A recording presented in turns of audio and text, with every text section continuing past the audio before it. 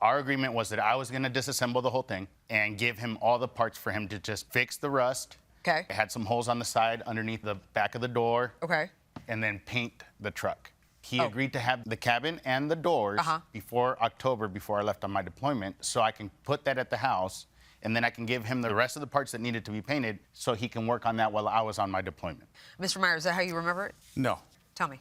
I agreed to do it at a low priority, part-time basis because I have a lot of other stuff going on. I don't ever give completion dates. I just can't with old vehicles and stuff. It's just not possible. I mean, I probably said I would try to get it done in time, within a year or so, but I can't guarantee anything like that. Unfortunately, I'm kind of a one-man show, too busy, not enough time. I have one part-time occasional helper, and that's it. When did you get the cabin and the doors to your shop? Is that July? Yeah, roughly right on there. And when did you start actually working on the car or truck?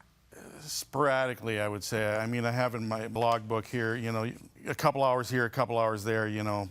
And Mr. Diaz, so in your complaint, it says in July, he had the truck's cabin and doors towed to your shop. Yes. And then in August, you called for an update and no work was done. Correct. And in September, I called and you were told that the doors were finished. He said that the doors were prepped, meaning that he filled some of the holes that were in the door and he did body work on it, supposedly. If you look at Exhibit B, that is the door. That's the way that I got the door back from Mr. Myers. There's a lot of stuff that still needs to be done to the doors. So okay, well, let's back up. Mr. Meyer, before he left on deployment, that was in October. So you would have had the truck for at least, what, 3-4 months at that point? And you only got the doors done. Correct. When were you expecting to complete this? Like I was planning on sometime when he got back from his deployment. Which would have been another year. Yeah, roughly. So I guess I'm trying to understand where the breakdown in communication is. Before you left on deployment, you made it clear, according to your complaint, here's $3,000 for what again? I gave him $1,000 when he picked up Correct. For material. And then before I left on my deployment, he asked for another $3,000 for more material. And then in that conversation, when he gave you the $3,000, did he also say, I'd like to have this done before I come back in a year? I mean... It doesn't seem so far-fetched, given the fact that he was calling you every month, like, hey, do you think you can get this done before I get back? I mean, that was my goal, but like I said, I got snowballed with other things and we couldn't do it. A year goes by. During that year, you are messaging him, and you claim that he was reading your messages but just wasn't responding. Correct. So I would send him a message, and it would be about a day or two before he would read it, but never respond. Do you remember getting those messages? On occasion. And just not responding? Was well, it because you just had nothing if there wasn't to a respond? whole lot of news, I usually...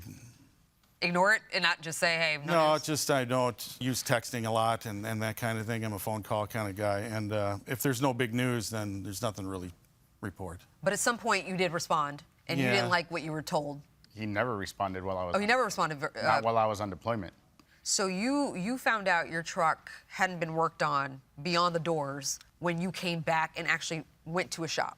I knew because our mutual friend had told me there's no work being done. So you go to his shop. When you come back, what happened then? So on the day that I went to the shop to pick up the parts, Mr. Myers was not there.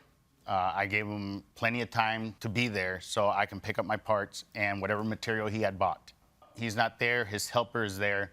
He actually pulls up into the driveway and sees us loading up the cabin and the rest of the parts and leaves. At that point, I got really upset because I wanted to talk to him about, you know, my money and what happened. I texted him. I'm like, hey, where are you at? I see you just left. We need to talk about a refund. Then he tells me that he never bought any material. So did you use the money for anything, the $3,000? You just never got around to using it because you never worked? The materials I did use were stuff I had in stock. Did you see him at the shop that day? No. I mean, I was in and out all that day, and I had set up everything ready to go, all out in the open with all of his parts. I said, he's going to show up and just help him get it on the truck, that's all. All right, I'll let Judge Juarez take it from here. I wanted to clarify something you said earlier, Mr. Diaz. You said that he never responded while you were on deployment. Correct. I do see a couple of responses, and I'm looking at your evidence. Actually, he did respond. One of his responses was, it's been slow because of monsoon season. In San Diego, monsoon season. Exactly. Was there a monsoon in San Diego? We had a bunch of rain that winter. A lot of the stuff I do is outside, and I just can't do anything in the rain.